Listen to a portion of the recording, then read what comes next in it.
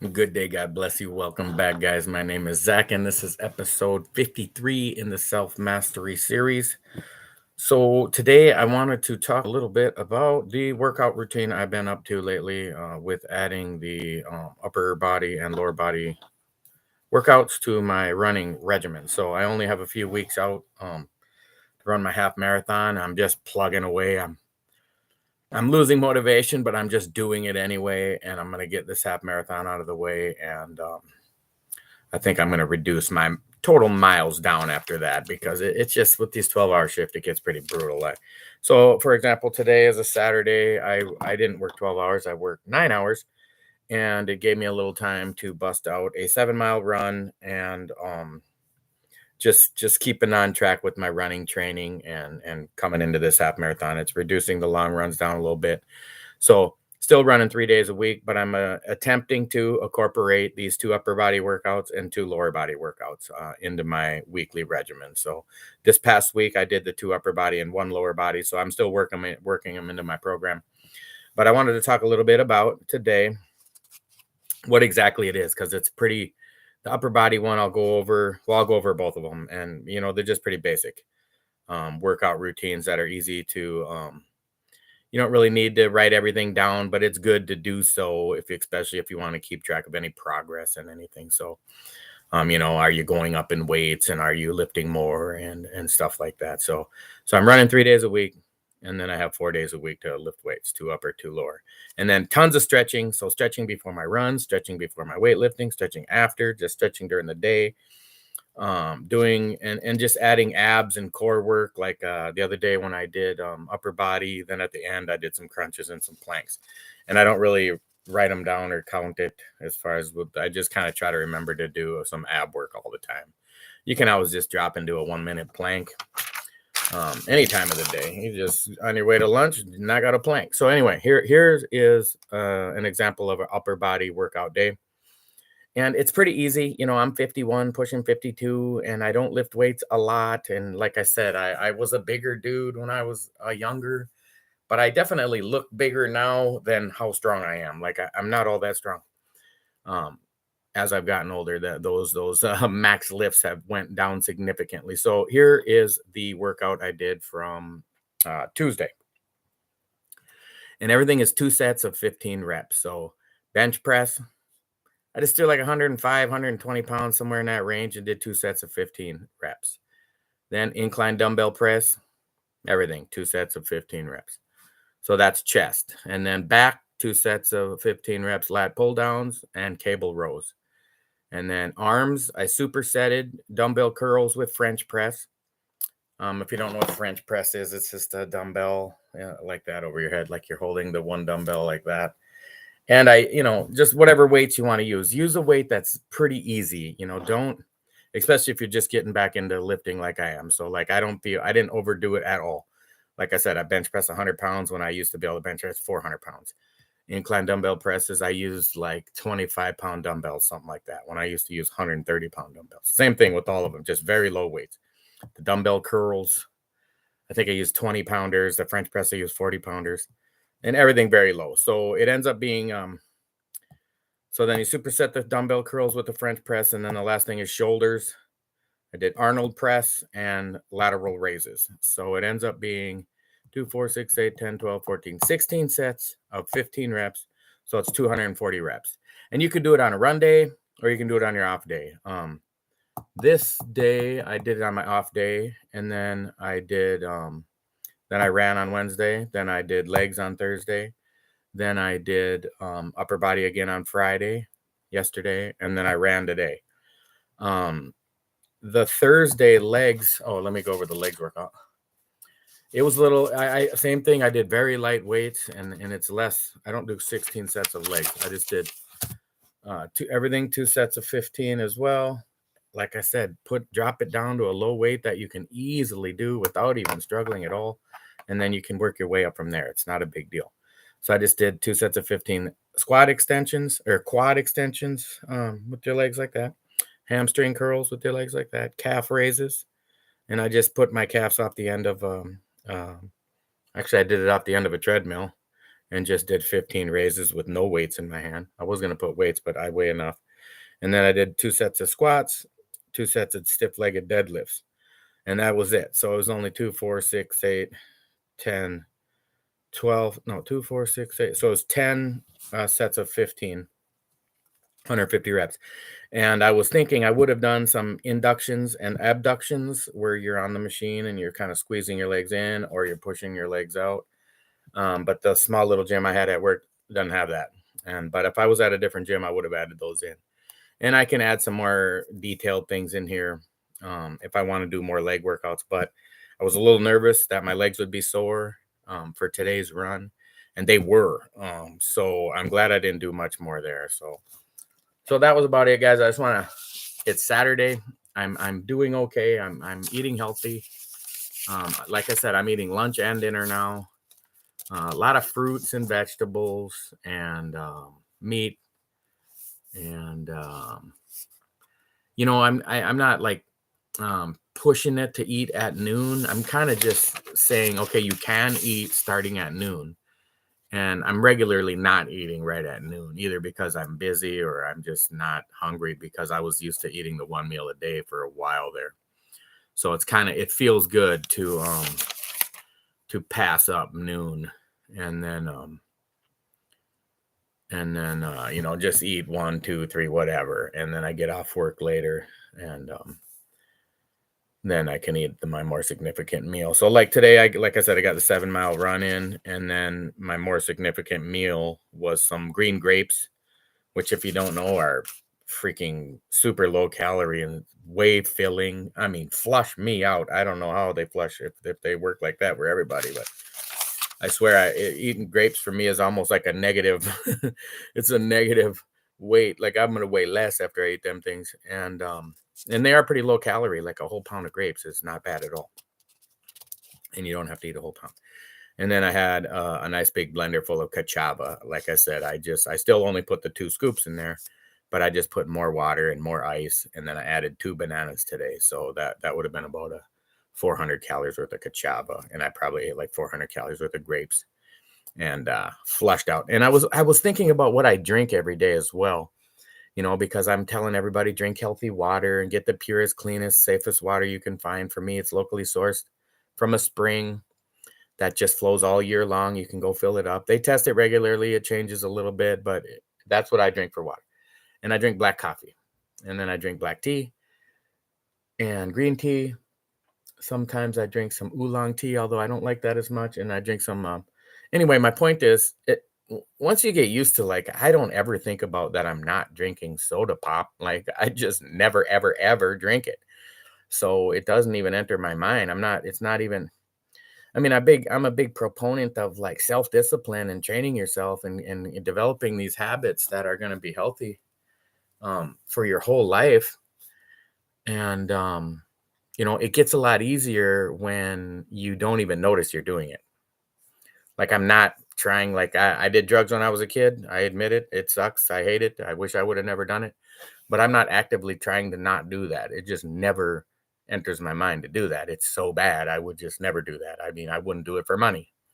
And I feel the same way about like super unhealthy foods. Not there's unhealthy foods that I do like. And I always use the example ice cream because it's something I still use occasionally, but like I wouldn't drink a can of soda. It's just pure sugar. It's terrible. It's just empty calories. I mean, I don't know why I can so easily negate that from my life. I think because I have such a healthy substitute of just water and coffee and tea, and so I have to find and I'm starting to use like some fruits and sweet things to supplement for like when I get that sweet tooth, especially later at night, like after I eat dinner at like 7 o'clock. It's like 5:30 right now, and I already ate, but I'll probably have a handful of nuts or some dates or whatever. I bought some. Here's my grocery list. I bought bananas, celery, plums, dates, and one other fruit. I can't remember what the other fruit was. But I had some meat at the house already, meat and eggs at the house already. and a few nuts, and so I just loaded back up on some fresh fruits, and that's it. That's what I have 3 days off of work. That's why I went and loaded up today. So tomorrow will be it could be a rest day. Sunday's a cheat day where I can eat a little more freely if I want, but I don't have to. But it really gets in your head as the week is going along that you have a temptation to overeat or indulge in something that you shouldn't. And you say, well, just wait till Sunday. And it works. Like I'm able to postpone that, gratification. And then Sunday comes and you don't want it, so it can be a win-win. And then if you do want it, go ahead. I like it. There's a new one I was reading about, like give yourself 10 minutes. Like let's say I was going to go to Dairy Queen right after this video because I mentioned it and it got in my head and I'm going crazy to go eat it. Thankfully, there's not a Dairy Queen anywhere near here. I'd have to drive like 20 minutes. But anyway, you wait 10 minutes and just like really maybe even just look at your watch or look at your phone and wait for 10 minutes. And you got to give yourself that 10 minutes to just think about it. And a lot of times you'll forget about it within the 10 minutes or you get sidetracked or get distracted or the 10 minutes will go up and you still kind of want it. But then you say, well, I exercise self-discipline. I exercise control over my mind. Maybe I can resist a little more. And, and then even if you do go eat it, at least you did practice some self-control. And I was also reading recently, I think it was in the 6-book series on self-discipline. I think I'm on book 5 or 6 now. I just let the books go. So I didn't keep track of which one I'm on yet right now. But like to do things with your non-dominant hand, like I'm right-handed. I mean, I wouldn't write left-handed, but like if I was just going to go open a door, to open it with my left hand or to eat, with my left hand or, just do a bunch of random but safe things to do. Don't drive non-dominant hand if you can. But anyway, I was reading that doing it for a week or two has shown to in the past in studies to improve people's self-control. And it's because of these just natural reactions. So it's not natural to stop and pick something up with your left hand, like eat with your left hand would be very unnatural. And it's teaching you to whatever you're trying to learn. Like every time this person talks shit to me at work, I just get angry and it's my so that's your natural instinct. Well, a little self-control would be calm down. That's not a happy person. That person is full of hate and that's why hate comes out of them. You can't, you pop a water balloon, water comes out. You know why? Because that's what's in a water balloon, and somebody pokes at you and hostility comes out. Well, they made me hostile. Hostility can't pour out of you unless you're full of it. And I have been full of it. And being aware of it is the greatest revelation. And then you understand and it helps you calm down so much. And part of that learning how to calm down is do things differently with your non-natural reaction hand. Like you have to stop and open the door with your left hand. It's weird at first. I've only did it for one day and just a couple times actually. And it helped me. Some guy that yells at me at work commonly, and he's just trying to stir me up, and it made me stop and say, don't react. This person is just, it actually made me think about the person's childhood and the person's marriage and the person's relationship with his children. And it made me kind of just think, I hope the best for the guy. And it made me want to pray for him, not blow up in anger and hostility. And so it's very freeing, people. And speaking of freeing, oh my God, is it freeing to just get rid of your stuff? Get rid of the clutter in your life. Get your finances under control. It is so frustrating to be financially insecure, especially if you make a lot of money. I know so many guys that just make a ton of money and have absolutely none. They're just constantly in a bind. People have 3 jobs and they're like borrowing money and they're just and then they're on vacation 6 times a year, 10 times a year. And I'm enjoying life. You're not enjoying life. You're lying to yourself. So let's just be honest with ourselves. Calm down. Go back to the 5 things to do. You don't really need to worry about 5 things to not do because you're not doing those things. Eliminating them from your life is a big bonus though. Drink water, eat whole food, go for a walk, breathing exercise, and quality sleep. Um, Guys, that sleep is like that quality sleep. What did I compare it to today? It's kind of like it's something in the background that it's like the foundation of health, and it's something you don't like actively do, but you set yourself up for it. And for me, a big one is to not drink any kind of caffeine. Well, I only drink coffee, but in the past, have if you were drinking an energy drink or a soda, but eliminate those things out of your life completely. And for me, it's like don't drink coffee past like on a weekend. I might have one up until noon, but on a weekday, I normally don't have any coffee past like 8 a.m. even, because I wake up at 5. I have a couple, 2 or 3 cups of coffee. Two is normal. On a weekend, or for me, my weekends are any day. Um, I might have 3 cups of coffee, but it's still before like 8 or 9 a.m. I don't drink it. If I had a cup of coffee at 2 or 3 p.m., because it takes like I read 5 or 6 hours for the caffeine to metabolize through your body, and even if it's towards that hours of where you think it's out of your body, and I can sleep with caffeine in me. I drink a cup of coffee right before I go to bed, and it's like that is not restful sleep. Your central nervous system is just firing like crazy all night. You're not getting recuperative sleep, and then you're wondering why you need so much coffee in the morning to wake up. It's like because you didn't sleep good. So guys, yeah, tracking my steps lately, just really getting a ton of steps in. It's so easy. Just the watch, really, I really enjoy wearing this watch. I wear it almost every day now. The days I don't wear it, I'll be like, I'll get to work and I'll realize I don't have it on, and I'll be like, dang it, I was just going to take another lap around the building, and now I can't track it, so I don't really want to. And it's like, you still do it, but it really helps you be accountable to yourself. Like, I don't really have any buddies at work that are like, hey, how many steps have you taken? It's just me. I'm just doing my thing. Um, and Claiming victory. Oh, another one I was thinking of lately. You know what? It's very biblical.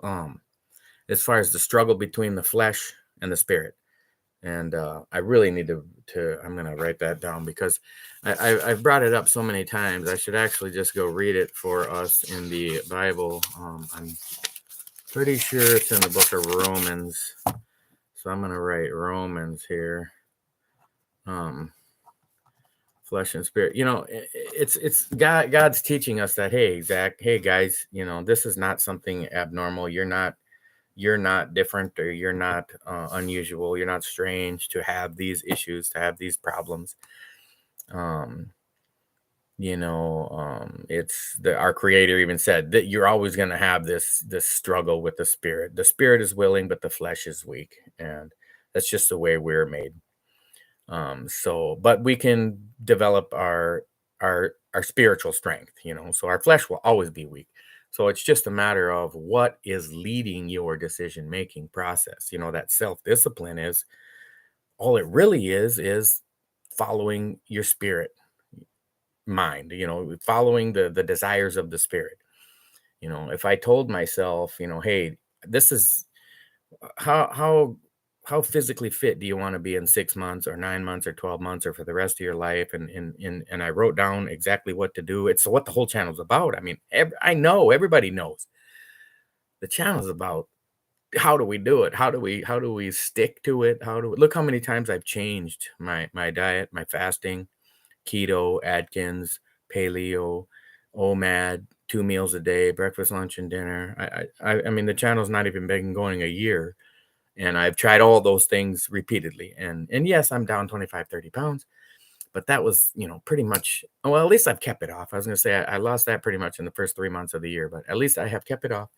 And just looking to pour over that next landslide of weight loss that I know is coming. So anyway, guys, let's cut it off. It is getting to be a 20-minute video already.